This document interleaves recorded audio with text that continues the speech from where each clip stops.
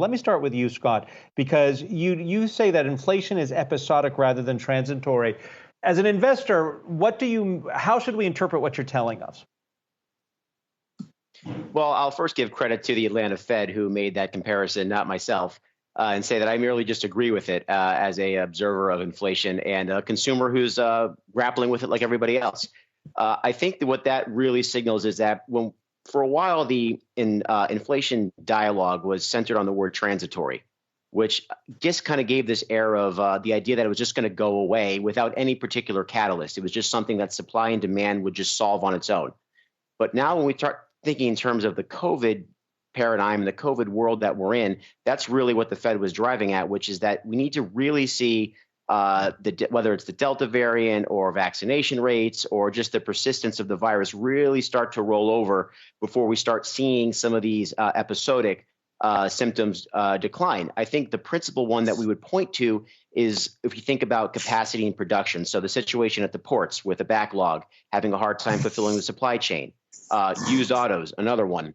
Lack of production for new vehicles has led to an imbalance where used auto prices are up. So these are things that are not really transitory, that won't just go away on their own. They're very much linked to the time and the era which we're in. Bill, how are you looking at the great inflation debate and what you're expecting to see over the coming months? Listen, I think that we're going to see asset prices higher. I think they're going to continue to go higher. But it doesn't mean things move in a straight line. So right now, I'm watching most closely the 10 and the 30-year bonds, as well as the 5-year note. I mean, the yield in the 5-year earlier this week hit the highest level since February of 2020. We're talking about really before the big move on the pandemic. So the spread earlier this week, too, between 5 and 30s hit the tightest since April of 2020. So we're seeing some pretty big moves across the yield space. In the 30-year bond yield, I'm looking at a chart on the yield, not the prices, but it's hit against a trend line resistance several times this week before backing off. So again, then you got the 10-year up against 1.7%. And that's been a pretty big level that a lot of people are watching too. So if yields go higher than here, I think we're going to see a little more pressure on tech. We've been overweight looking at financials and energies, but I've also begun to trim energies just a little bit just for the near term, because again, things don't move in a straight line. So I'm cautious, but the risk sentiment right now is welcoming higher prices. Bill, when you talk about that, we're going to get some big tech next week, Alphabet, Microsoft, Apple. I doubt that they would talk about yields on the 10-year. But what other pressures might they be facing? We know supply chain. Are they going to try and hide what might be some things from us behind the supply chain and inflation concerns? Well, I mean, we can't ignore what Snap had talked about last night in some of the ad spending. I don't think it was just ad spending relative to Apple's privacy policies, but I also think that we're looking at, you mentioned supply chain. If the goods are not accessible for the businesses, then they're not going to be spending on ads to advertise for them. So that's also a bottleneck that's just starting to hit some of these social media companies. I do look at Alphabet as maybe being, able to be a little insulated to some of this relative to more platform-based businesses like a Facebook or a Snap. And I think Apple, I started paring back positions in Apple late this summer when that privacy policy was announced.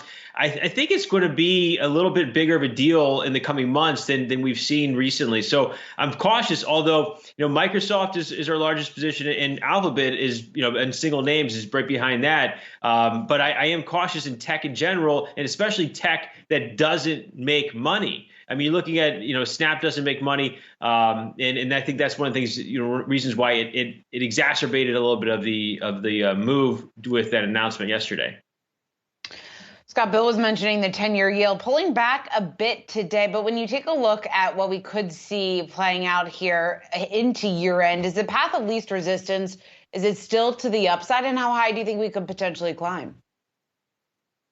So I think interest rates really, when we talk about cycles, we have to look at this has really been a common theme throughout all of them, whether we go back to the financial crisis or we fast forward to the COVID period, is that interest rates have been frustratingly low for investors. At the same time, they've been something that has benefited risk assets tremendously. So when we look at where yields are today relative to where I think the longer term potential is for, let's say, U.S. GDP, there appears to be a gap in that we think that potential GDP for the U.S., I think we all almost unanimously agree is probably well above 2%, not 3 or 4, but let's say 2.25%, 2.5%, and we compare that to a 10-year Treasury yield, and there seems to be a bit of a disconnect. So our position is that there is still some upside case to be made for the 10-year yield. We don't think it's runaway inflation because we look at real yields, which is what we're getting after growth after we adjust for longer-term price effects. That seems to still be a pretty narrow margin. We're not seeing any real calls or any real signs of strong real growth because the inflationary pressure remains high. So what that does is it gives some questions to how much longer an economic cycle can go before we start seeing, the nasty R word, recessionary sort of pressure showing up. So the 10-year is fighting that off. There's definitely a gap between where the 10-year is today and what our potential GDP is, but there's still some concerns about where we are in this cycle. How much longer does the COVID recovery have that's weighing on it? So our target for the 10-year is basically about where we are. We've said 1 5/8 to 1 3/4 is a pretty comfortable place. We can argue higher to, the 180, 190 range, but we don't think that's going to be sustainable long term. There's too much jitteriness still percolating in the backs of some investor minds on the bond side. Scott, just very quickly, we got the statement today from Powell, time to taper. Markets seemed to react ho-hum because we knew that this is coming. But what's the next statement that might move the markets? Because no one seems to be in a rush to start raising interest rates, even if it's mid next year. So if you look at the Fed funds futures market, you see that there is certainly some growing optimism, I always say optimism, that the economy will recover enough that the Fed will transition from tapering by mid next year to rate hikes. The one thing that we've kind of argued about is the Fed funds future market tends to have some noise in it. There's some hedging and some things that go on that can kind of get investors off sides by relying on that too much. Our view, though, is that there's going to be somewhat of a lag as tapering goes through the market where the Fed has to react. And the Fed's reaction function in terms of when they switch from ending tapering and starting interest rate hikes, there's going to have to be some period of digestion in between. Now, if inflation and things and growth really continue to accelerate while the Fed is tapering, that's a different story, but that's not really our base case. We think the Fed has been cautious and has approached the market with a lot of patience.